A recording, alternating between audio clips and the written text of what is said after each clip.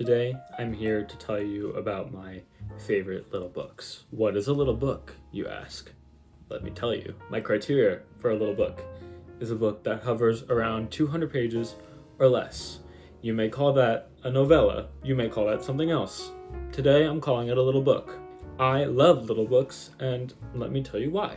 I love that you can hold it in one hand. I love that you can tuck it in your back pocket. I love that you can finish it in a couple sittings, and when it's really good, you can even finish it in one. I love that when they're really good, you feel sad about how brief your time together was.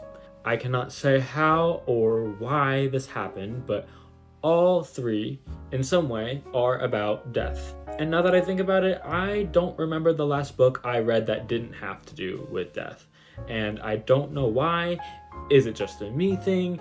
Do I subconsciously think that the most authentic stories have death around in some capacity? I don't know. Perhaps that's a topic for another time.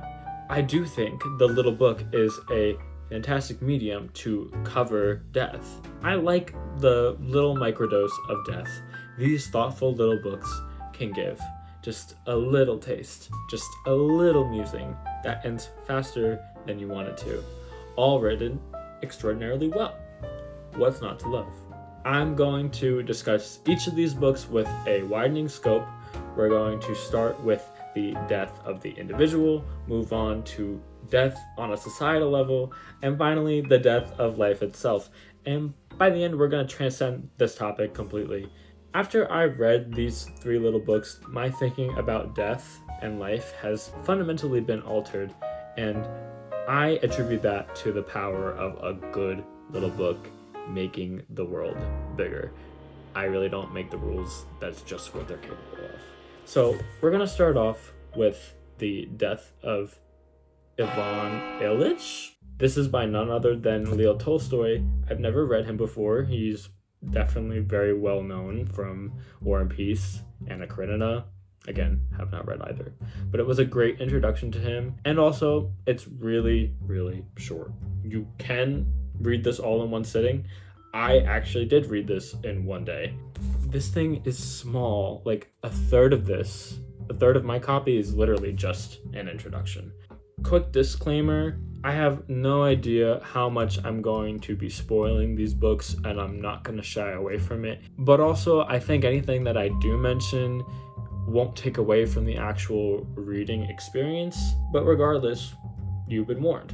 This book covers the most classic death dilemma I can think of, which is what happens to the self? Why must I be cursed to this mortal coil, etc. We have Ivan Ilyich discussing this for us. He's a generally successful man living in 19th century Russia, albeit his life is relatively unremarkable. He has a good job. He has a wife. He has children. But really, he's been coasting throughout his life. He's been climbing up the social ladder. He's hitting every plot point he thinks society has prescribed him. One day, he's standing on a real ladder, and he's hanging up some drapes because I guess he wants to be a savvy interior designer. He accidentally slips. He bangs his side a little bit.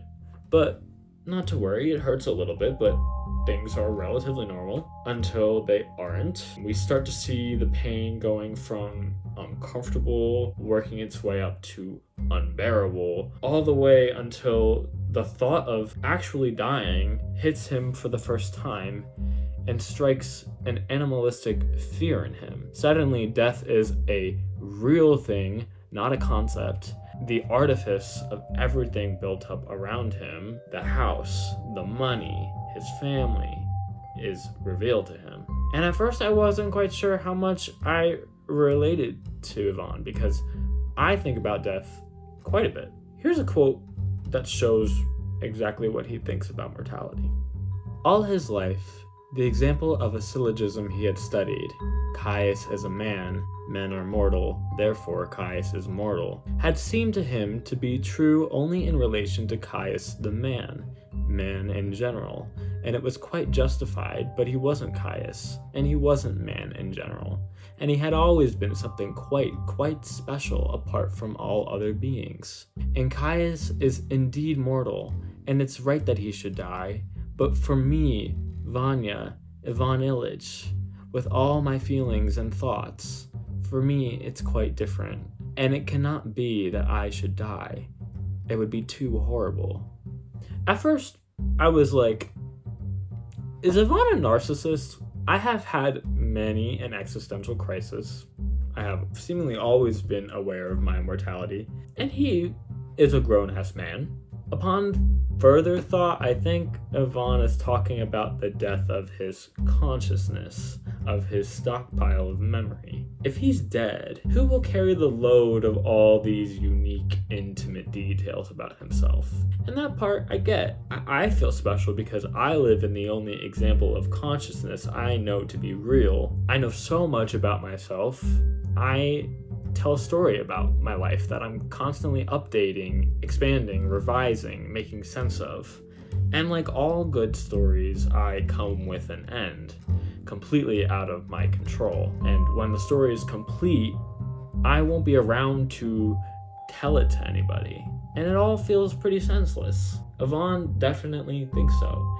He starts to see the story he told himself completely crumble apart. He sees his dying self as a different person than his memories, that coaster of a person. If only he had unlocked this degree of consciousness earlier without pain and suffering built in, then he really could have done something with his life, otherwise known as having a better story. And I suppose we tell ourselves our own stories because it's good to invest in ourselves. That investment makes the living we do just that more bearable. Interestingly, the path to forgiveness for himself is built on the foundation of his pain and his suffering. As he marches towards death, he envisions being stuffed into a big black sack, kind of like the Grim Reaper is an evil version of Santa Claus. He rejects this sack for a while until at the very end, the pain is so intense that it forces him into the sack. And what does he get when he's forced in? He gets a freedom from the story of himself. He gets presence. At the very end, he's able to look around, see the people at his bedside, and these are his last actions before literally entering the light. Death is over, he said to himself. There is no more death. I hope it's not a spoiler, but yeah, he literally dies right after this. I mean, guys, it's in the title. But it's interesting how Ivan is able to sense that death has passed before actually dying. I just love the freedom that he gets. It shows how death is a moment that we, the living, are forced to anticipate. It's a built-in thing, even for people who are death averse. But at the end of our lives, we are granted a freedom from death. And that reframing has stuck with me ever since I read this. It's a gift I am thankful Tolstoy has made me aware of. And as a writer, being able to reframe something so fundamental means that was a successful little book. So now let's grow past the death of the self. We have bigger fish to fry. Death becomes a lot more complicated for the living when it involves others. So let's talk about the death of society in I Who Have Never Known Men by Jacqueline Hartman. Now, this is my biggest little book physically. Unfortunately, it doesn't really fit in my back pocket, but it has the spirit of a little book. It's still less than 200 pages, so I'm including it. It's a great little piece of philosophical science fiction and women's fiction. Here we're following a nameless protagonist, and side note, I love nameless protagonists. And she's recounting her life from her deathbed. Then we go back to the very beginning from when she has her first memory, where she is the youngest in a group of 40 women who have spent years stuck inside an underground bunker. They are guarded 24/7 and have no idea why they're there. They're not allowed to leave, and they are under strict surveillance. Our protagonist is young enough not to remember the outside world, while the rest of the women sort of know what the world used to be like, know that they're missing out on something per se. Then one day, an alarm bell rings and the guards flee. Suddenly, the women are let out of the cage with no explanation and have no idea what to do. I'm gonna get into a few major spoilers right now, just so you know. When the women emerge, they are faced with nothing.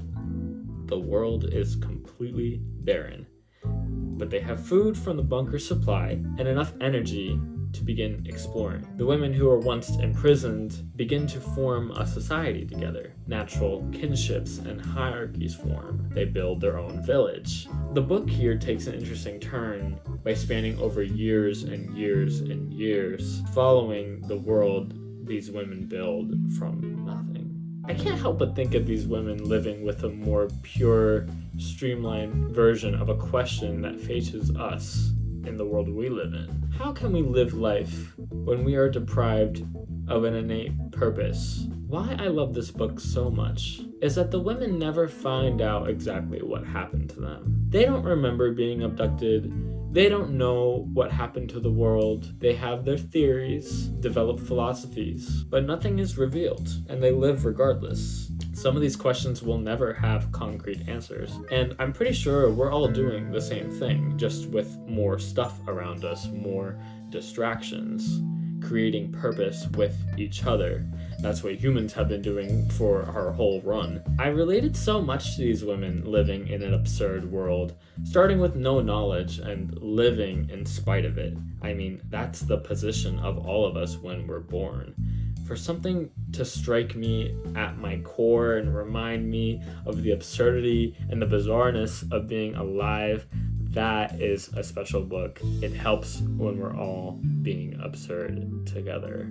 So as the years go by, people start to die, and our protagonist is forced to reconcile that as the youngest of all the women, she may very well be forced to watch all these women die. And this does happen. Society begins to shrink. The roles of the dead are assumed by other women until the roles are lost completely. Interestingly, our protagonist takes on a role of herself, essentially becoming an arbiter of death by assuming the role of executioner to sick and dying women. Dare I say, a euthanasia doctor? Her preferred method is stabbing them through the heart, and I promise it is a humane action, but it's definitely intense and also extremely intimate. And I know that at that moment they loved me. My hand never trembled. We became strange accomplices during their last moments, when I was the chosen companion, the one who would unravel their incomprehensible fate, closer than their forgotten lovers, closer than their weeping lovers waiting at the door for me to come out. The knife wrapped in a thick rag that would conceal any drops of blood, and nod my head confirming that it was all over, that the sick woman's suffering was at an end, and that, at least for one of us, the agony was over. Then we could hum the song of death. Here, Hartman is exploring death as the great connector. It feels like a much more evolved understanding of the human experience than Ivan Ilyich's strong sense of individualism. Regardless of the closeness of the women's relationship, whether they were acquaintances or best friends, the intimacy of the moment is so incredibly raw. Have you ever attended a funeral for someone you didn't know well in real life? It does sound strange, but I did recently to support people who did know someone who died. And the experience has remained in my mind as a moment where my own humanness was almost uncomfortably clear to me. Meeting people at their grief, in whatever stage it may be, it felt like a meditation to exist in that room where we all went about remembering someone they loved as a collective and I could really feel that love. I am not religious, but it was inherently spiritual. And if you aren't spiritual, it is incredibly physical. I had chills reverberating up and down my body, and it really did feel like I was humming death. Death provides the opportunity of reflection. It slows the world down. It meshes our fate. It makes me feel like less of an alien. Those moments feel really hard to find throughout a life, and I appreciate how much our protagonist understands the importance of sharing that moment with each of the women. There's still a bigger journey for her that I'm not discussing, and there's still so much more I want to share about this book, but honestly, I really just want you to read it. Please, just read it. I don't think I'm saying anything crazy profound here or things that haven't been said. You know, death is a subject that's been picked over and over throughout the millennia, kind of like vultures going at a carcass. But I want to reiterate the power of a good little book. It has comparatively fewer words, but a huge impact. The ability to accurately portray the feeling of the moment they're discussing and channel that feeling into you, to be connected to our own life experiences and the sentiments that last well beyond the act of reading. That is why I read. And when it's in such a small package, it's just that much more impressive. So for my third little book, and probably the reason I made this video in the first place, we're expanding our scope even further to talk about the death of life itself. Slaughterhouse-Five by Kurt Vonnegut is my most recent read, and just wow. Kurt, what a man. Can I just say, for what a morbid terror fest the subject matter of this book is. This is the most fun read I've had in God knows how long. Vonnegut writes like I'm speaking to a friend. A really funny, chaotic friend. His language is sharp. Every single word is doing something in each sentence. Humor is injected everywhere. And for a book heavy on death, it helps us be okay with finding death humorous. He wants you to. He does something to make the reader be open to finding the levity of death. And if you read this book, you probably know what I'm talking about. Every time death is mentioned, as in any instant of death, every instance of death, whether it be in the present, the past, future, human, animal, real, fiction, it is followed with the phrase, "so it goes." I looked this up. He uses it 106 times. In case anyone ever tells you you're repeating something too much, you can point to Vonnegut. It becomes a mantra of sorts. In time, you come to expect it, like he's conditioning you. You are literally being Pavlov dogged. And now, it's pervasive enough that I hear "so it goes" in my head when death is mentioned in real life.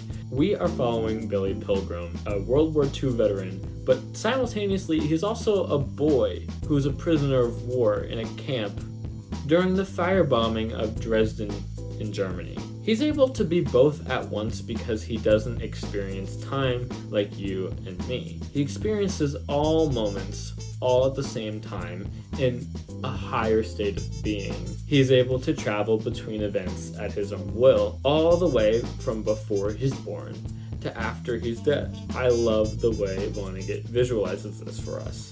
He describes the time before being born as red and the time after death as violet, as if life is really just traveling through the visible light spectrum. It reminds me of some interpretations of time that I've seen before in various media. I think of Gabriel Garcia Marquez's 100 Years of Solitude, which describes time as a teardrop of swirling water with all the events happening simultaneously in the drop. Also, in film, I think of Arrival, directed by Denis Villeneuve, and we have Amy Adams' character given the same gift as Billy Pilgrim by a group of aliens visiting Earth. And strangely enough, Billy also learns about time from a group of aliens which abduct him to a planet called Tralfamadore. Oh yes, there are aliens in this book. A lot happens in about 200 pages, so please read it. So anyway, the aliens think and see in 4 dimensions. Have you ever seen a picture of human time slugs where you have a baby morphing into an old person and all the versions of themselves in between? Apparently that's what the aliens see all the time. So to them, you can be dead and still very much exist. Being dead is just a bad day to them. And why not go to a better day when you're alive? Billy learns the "so it goes" phrase from the Tralfamadorians. Surely, if we experience time in this fashion, maybe I would just go live in my happiest days and never look back. However, we don't. It's definitely satirical of Vonnegut for the 4-dimensional beings to just tell Billy just to focus on the days that he's alive. But I still think there's something to take away from them. I like this quote from Billy when he asks the Tralfamadorians why he was chosen to be abducted. Why you? Why us, for that matter? Why anything? Because this moment simply is. Have you ever seen bugs trapped in amber? Yes, Billy, in fact, had a paperweight in his office, which was a blob of polished amber with 3 ladybugs embedded in it. Well, here we are, Mr. Pilgrim, trapped in the amber of this moment. There is no why. If you've made it this far into the video, I suppose we are 2 bugs trapped in the same moment of amber. Sometimes when I have these moments of presence, I take a snapshot of the world around me, and time really does seem to stand still. It's a nice reward when you're able to pay attention to your environment without being distracted. I can't help but think that there are millions of me's stuck in their own moments of amber. I think of the me's looking up at their seat at cafes, or appreciating their friends laughing at dinner, or staring at a dark ceiling in bed. And I move through these moments without noticing until I stop again and give in to a new moment. I am capable of having these moments for myself, and that's a fact as true as death is. And all of this from little bugs.